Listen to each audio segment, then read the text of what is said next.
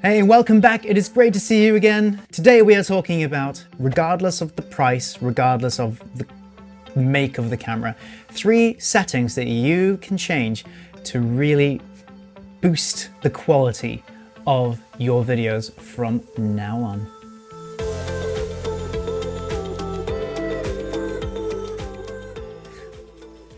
Are you gonna focus on me, or are you just gonna stay like, you're just gonna stay like that? Fantastic. I'm also creating an accompanying video, which I'm going to place right here once it's ready, where there are 3 really cheap accessories that you should look to get in order to help your videos and to overcome some of the issues that are thrown up in this one. And the first thing that you need to do to improve the quality of your videos is to adjust the white balance. The reason why this setting exists is because a camera does not know what white is. You have to tell it.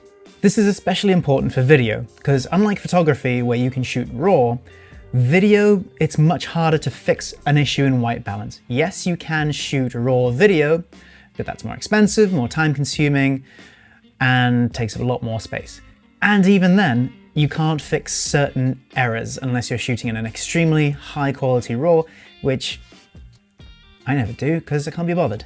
It's too much effort. Instead, I'd prefer to just make sure I've got the right white balance setting and then adjust it as the scenario changes. This is the Canon 250D. This is a quite reasonably priced camera. It's definitely not very good at determining white balance by itself. I'm going to show you a few different scenarios here so that you can see the differences it makes when you change the white balance and when you fix it to what it's supposed to be. So we've got the light set to 5600 Kelvin. The main camera is set to 5600 Kelvin.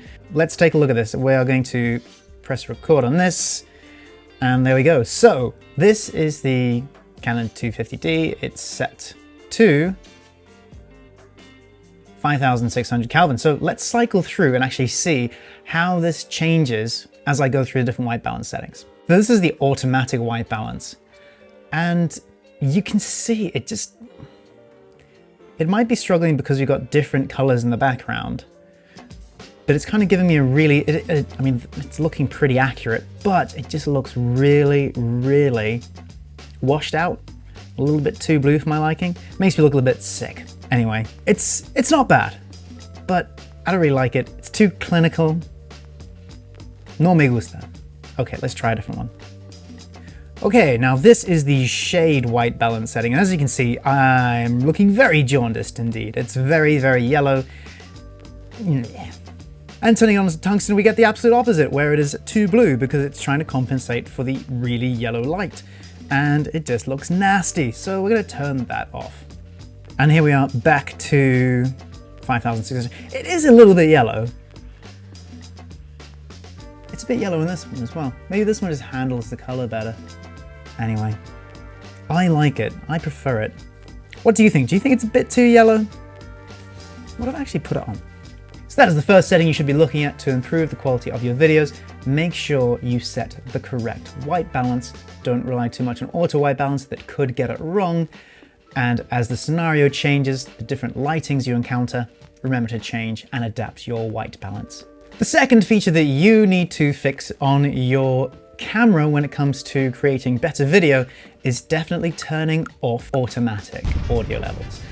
This is something that people will just record on their camera straight out of the camera, and the audio quality is not great out of these things.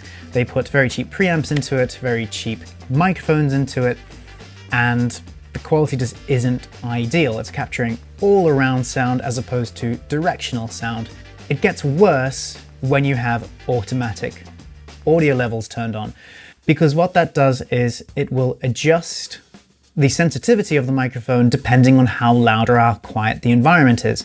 So if you're in a quiet environment, the camera thinks, oh, I'm too quiet to pick up the sound. It will increase the level, and then you'll get a lot of audio noise, like. But then when somebody does speak or a noise does happen, it's going to be way too loud and it's going to peak. And when the audio peaks, it distorts, it sounds terrible. And then if that is the only loud sound, it's going to take the microphone way down, and any noises are going to be too quiet.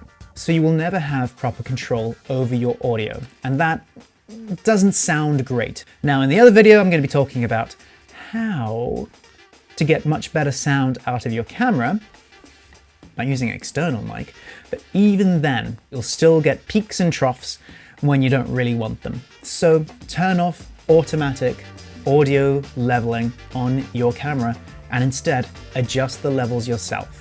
If you take control of this, you're going to get better quality footage, and you'll also learn to better understand what to look out for in order to improve the quality of your videos, whether that's paying attention to what quality the light is and what warmth the light is, and also to the sounds around you. And sound quality often is a make or break thing for videos, more so than the footage. Your viewer might forgive poor quality video, but they will never forgive bad sound. It's too distracting. What's the final thing? I should write these down.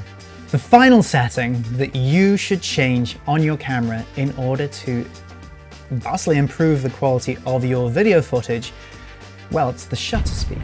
A lot of people will talk about cinematic footage, cinematic quality to their video.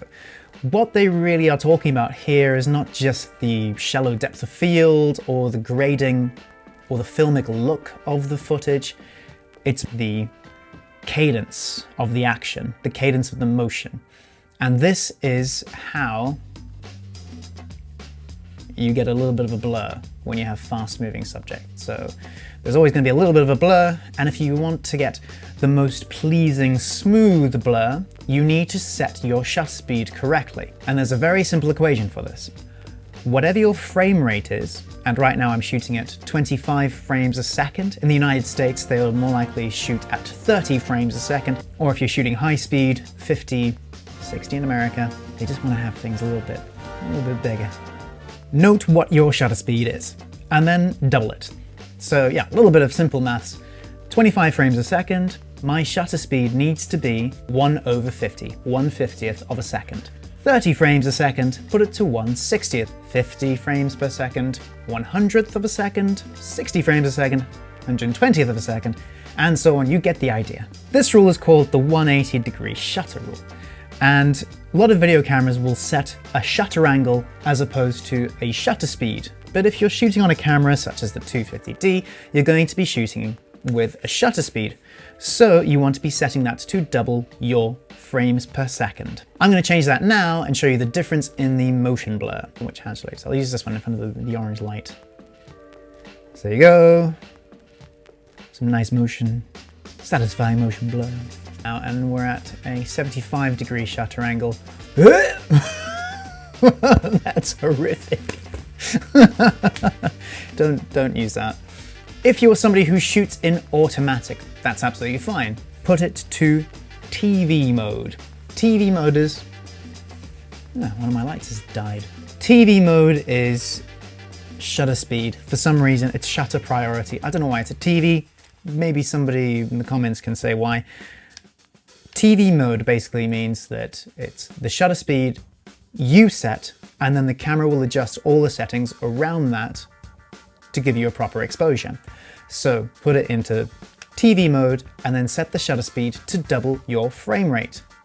And remember that if you change your frames per second or your frame rate, you need to adjust your shutter speed as well. Otherwise you'll get those really nasty, not that nice motion blur with your footage. Whether you're creating a short film, a narrative, or an advert, or anything like that, you want your audience to be completely lost within the video. And if you see severe changes in white balance, you're going to remind them it's a video they're watching. They're not going to pay attention to the characters or the people talking. They're not going to pay attention to what they're saying if the volume is all over the place. And if there's any motion that looks weird, again, they're going to be distracted, and that is something you really want to avoid when recording video. So the 3 settings that you can change on any camera to vastly improve the video footage. Firstly, changing the white balance setting to match the lighting scenario you're in, whether that be tungsten light, fluorescent light, sunshine, cloudy. Secondly, turn off automatic audio leveling so that you can adjust those audio levels yourself. Finally, make sure that you have a 180-degree shutter angle by ensuring that your shutter speed is set to double your frame rate. So what are you waiting for? Grab your camera, get out there, get some shooting done, and remember to change these settings as you go from different environment to different environment and choose the most appropriate setting for your scenario. Let me know in the comments what you think and also what other types of videos you would like to see. Make sure you're still subscribed to the channel, check out some other content, and I shall see you in the next one. Take it easy.